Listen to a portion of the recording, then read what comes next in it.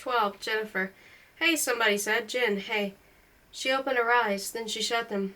Lights like angels, she thought. God is fluorescent. Come on, open up. Ah, she said, that's my girl. Come on.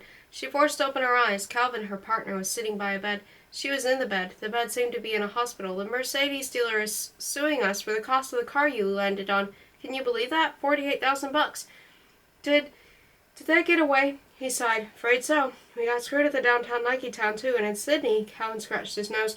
Well, Ben's fine. There would be no bad guys at Ben's Nike town. He spent the night watching 13-year-old boys buy sneakers, but Taylor tagged a bad guy. Then we figure his accomplice got her. Oh, no, she tried to cover her face. Pain shot through her shoulder. Ah, don't move that arm, Calvin said. You're getting a sling or something. Anyway, we're all happy that you made it back in one piece, okay? Clearly we went into this operation with bad information. My source is reliable, I know she is. He said, not that I want to press the issue, but those stores all had more than 5 pairs of Mercuries. I trust my source, she said. She felt thirsty. Her whole body ached. She needed to go to the bathroom, and from the tubes coming out of them, it looked like she had to take a stand full of bags and drips with her. Well, we can't debate that later. She called last night, by the way. Left a name, too. Hack Nike. Who? Beats the H out of me. You didn't hear about anyone called Hack when you were sniffing around Nike? No. Well, maybe he's nobody, Calvin said. Like I say, the quality of our information to this point has not been spectacular. She screwed her eyes, trying to think. You know, I should come back later. Calvin rose from his chair. You need some rest. I'll take care of. Wait, how many? He said again. 14 dead. At least 8 were contract killings, all from families of limited means. At this stage, it looks like the victims were selected for low incomes. I hate to say it, but it's going to be tough to get budget on this one. What about leads? We've got 2. First, a dead bad guy, courtesy of Taylor. We're running background on him now. Second, some stockbroker who was on the scene as a victim. He says he didn't see anything, but we haven't pushed him yet. What about this Hack Nike? Well, Calvin said, since your source didn't turn out to be so reliable, I haven't followed it up yet. Get him. If we get funding, sure I'll... Now, Jennifer said, get him. Before budget approval, are you sure? Do I look sure? You look awful, Calvin said and laughed. 13. Billy. Billy had been involved in some weird crap before, but this was right up there. The NRA had given him animal code names, so now he couldn't even say howdy to someone without feeling like a... Some guys took it straight to it like evening horse and jackal, can that crap, and Billy thought it was stupid. Billy was a mouse. He'd been out on the bush for 3 days, sleeping in ditches. He was wearing camouflage pants and a heavy jacket over a black t-shirt and carrying a sleeper. He'd used that as a pillow last night, even when it started raining. This morning his smokes were too light and his arms were too stiff, and he could hardly lift them. The NRA called it a war game, and it was meant to test his skills. So far it had only tested Billy's patience. This was not skiing. The flag's got to be close now, Grizzly said. Got to be real close. We need that flag, said Calf. She was the scariest-looking woman Billy had ever met. I want this job. What do you mean, Billy said. We were already hired, right? I thought this was just training. Yeah, said Calf. The kind of training that costs you your job if you mess up. Oh, Billy said. Wow. Can the chatter, Finch said, walking backward. And stay tight. Billy scowled. He had had enough of Finch, the squad leader, too. If Finch said chain of command again, Billy was ready to pay out. They walked. The bush was much thicker now, almost a forest. There were weird animals out there, Billy knew, types of animals he'd never seen before. The idea spooked him. Something moved in the scrub to their left. The squad dropped to the ground. Billy raised his paint gun. It might not stop a charging bear or rhino or whatever the H they were, but if he aimed for the eyes, now let me do it. You let it like this. Voices, Finch gestured, fan out. Billy didn't think that was such a great idea. If they snapped twigs, they'd give themselves away. He looked at Finch questioningly. Move, Finch hissed. He sighed. He and Drake took one flank, Grizzly and Calf the other. They made 10 yards before either Grizzly or Calf snapped a branch and said, "Aw, crap. Go, go," Finch shouted. Attack. Billy ran, thinking this was really generous of Finch, yelling out to the enemy to know they were coming. He leapt over a fallen tree. Drake pouted behind him. They burst into a clearing which had a red flag and a lot of NRA guys with red bands around their arms, and suddenly everyone was shooting paintballs. Drake caught a glob on his chest and sat down. Billy dived, rolled, and took up a position behind a tree. He globbed 4 enemies, fluidly shooting and reloading. Then Grizzly and Calf entered the clearing from the other side. "Take that, a-hole," Grizzly shouted, and pumped a pint round into a man who was already sitting down. "Behind you," Billy yelled, but it was too late. Grizzly took one in the buttocks. "Son of a," said Grizzly. "Sit down, you moron," the dead enemy said. Calf ran for a clutch of trees that was sheltering the remaining red soldier. He fired at her once and ran. Calf was pretty scary. Billy clobbed the soldier, then walked out into the clearing. Calf met him in the middle. Hey, good work, Mouse. You got a good eye on you, thanks. He eyed her pants. Hey, Calf, I think they got you. What? Oh, crap. Well, well, Finch said, arriving. A good day for the blue team. He walked to the flagpole and began tugging at the ropes. I think the blue team will find secure NRA positions. You got everyone shot, Billy said, everyone except me. Finch looked around. Well, perhaps not all of us, then. You a-hole, Calf said. You let them know we were coming. I did not, Finch said. That was your own fault, snapping branches and so forth. You did, man, one of the enemy said. I heard someone say, go attack. Thanks a lot, Finch. You probably cost me a job. You were an aptitude in combat. Isn't my fault, Finch said. He began folding the flag, tucking one end under his chin. Billy said, you think you're a real squad commander? This is a game. You think they'd ever put you in charge for real? Everyone fell silent. Finch raised his paint gun. Shut your mouth, Mouse. Billy laughed.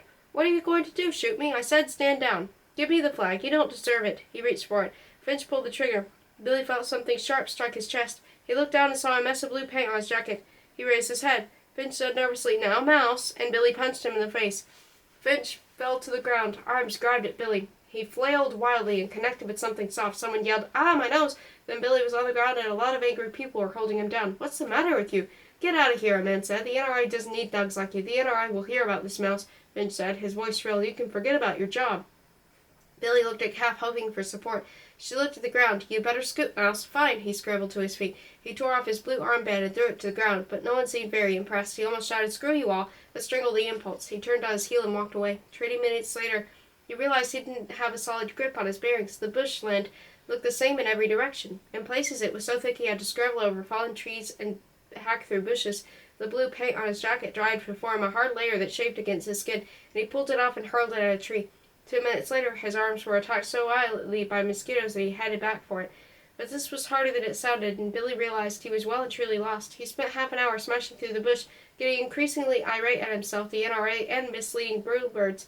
He wished he'd never met those NRA suits at the firing range. When he got out of this, the first thing Billy was going to do was cancel his membership. About 3 hours later, he stumbled across a dirt road. He was so relieved he fell to his knees. He was dirty and tired, and his throat made clicking sounds when he swallowed. He was also dying for a cigarette, but scared of how much worse his thirst would get if he smoked one.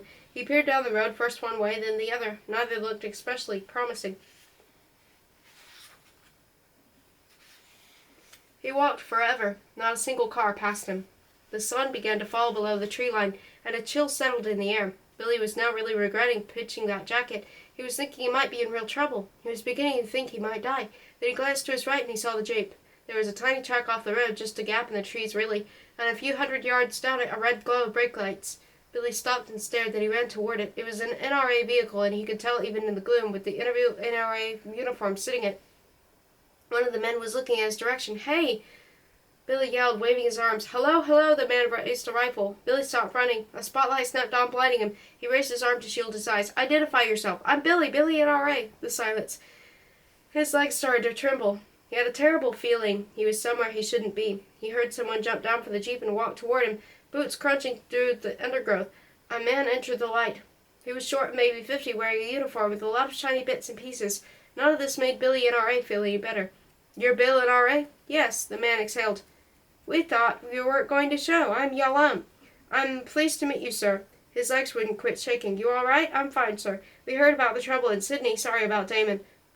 Billy said, and then realized there were only one correct response here. Yes, sir. Yalam turned around. Frank, turn on the light. The light died. Billy blinked in the sudden darkness. Well, you'd better get moving. You disposed of your vehicle? Yes, sir. Good man. Yalam clapped him on the back and began steering him toward the jeep. Billy very much didn't want to get into that jeep. You're a credit to the NRA, son. Don't think your work last week won't go unrewarded. Thank you, sir, Billy said. A soldier opened the door for him, and he climbed in. He had never been so scared in his life. 14, Jennifer. The shrink said, now you're going to tell me you don't need to be here. Wow, you're good, Jennifer said. The plastic chair was uncomfortable. The office was small, dark, and had no view. She had been discharged, or so she thought. The government was insisting on an outgoing psych evaluation. Jennifer just wanted to go home. Danger is part of your job, right? You're wasting time here when you could be out pursuing the perpetrators. Amazing, she said. It's like I don't even have to be here. The shrink rested her elbows on his desk. She could see an open file, which she guessed was hers. Jennifer, I'm not going to ask you about your childhood or your sex life or what ink blot looks like. I'm only here to help you deal with the trauma, prevent it from dominating your life. The only trauma was my stupidity. I was there to do a job. I screwed up. I practically deserved to get shot. Do you really think that? No, she said. I deserve to save that girl. And those two gun-toting a-holes deserve to die instead of her. But you can't win them all. The shrink paused. It was a meaningful pause, Jennifer suspected. It was to give her time to consider her response and review it. She kept her mouth shut. You know, the shrink said, some people, as they recover from trauma, obsess on the perpetrators. Their lives come to revolve around the enemy. They constantly think about obtaining justice. These people sound sensible. They withdraw from loved ones. Only real trauma is important to them. They can feel desensitized to violence. They can become aggressive. Does any of this sound familiar? Well, we could discuss these people all day, she said, standing. But since I have work to do, sit. She sat. You know, this isn't even about me. This is about some a-hole at Nike thinking he could build a career out of dead teenagers. You don't know what these people are like. They don't stop until you make them stop. Yes, I'm aware of your corporate past, the shrink said. His eye slid to her barcode tattoo. You have scores to settle, yes? Hey, she said, that has nothing to do with this. It's not me who can't forget it. It's you people. Are you working for government to atone for your past? Yeah, she said. I'm a real idealist. From the single-minded idealist to the fanatic is but a step. F.A. Hayek wrote that. There is only one step from fanaticism to barbarism. That's Dennis Diderot. Someone should shoot you and drop you 3 floors, she said. You could write an article. He sighed and made a note in the file. She didn't think it was a good note. You're recommending I be suspended? Is that it? Jennifer, clearly you could benefit from a rest before returning to active duty. I don't need a rest. He looked up. I'm told you don't date. Is that true? I thought we weren't discussing my sex life. It's relevant to your loss of perspective. I'm leaving. She stood up too quickly. Her chair toppled backward and hit the floor. Wait, Jennifer! She slammed the door behind her. People in the corridor turned. She stared back at them. Outside the hospital it was dark and there were no cabs, so she stood by the road and waited. It wasn't until her jaw began to ache that she realized she was clenching it. The cab dropped her on Peckville Street. As she struggled up to the front door, Jennifer was discovering how difficult it was to do anything with one arm in a sling, even to get into her own house. In the end, she rang the bell. She owned a single-fronted house in North Melbourne, a small inner-city suburb that had so far mostly resisted the apartment block invasion. Jennifer had moved to Melbourne from Los Angeles 9 years ago. She needed an escape. Australia was completing its absorption into the United States, and the TV advertisements were calling it the New California. Melbourne is L.A. without the smog, a real estate man told her, which she guessed was true, but it was also L.A. without the amenities. She had been shocked by how small the place was. That had changed, of course. There had been so much construction since then that she hardly recognized the city anymore. The porch light flicked on. An eye appeared at the peephole. Oh, a girl said. She unlocked and swung open the door. I wondered if you were going to come home tonight. Sorry, I should have called. No, it's fine, the girl said. I'm just studying. She hefted her bag. I'll hit the road unless there's anything you need. She said, no thanks. Give me a call if you need me again. The girl banged her way out of the front door. Jennifer went in and dropped her bag on the sofa. The hallway light was on, but Kate's room was dark, so she snuck inside and stood there for a moment, letting her eyes adjust. Nobby? Hi, sweetie. She knelt beside the bed. Your hair looks funny. They had to cut it. Look, I have stitches. Kate touched Jennifer's skull, feeling her hair. I liked it better before. Well, I think it looks snappy, she said. Were you good for the babysitter? Yes. Good girl, she stroked Kate's face. You want to have a glass of milk with me? It's very late, Mommy. I know.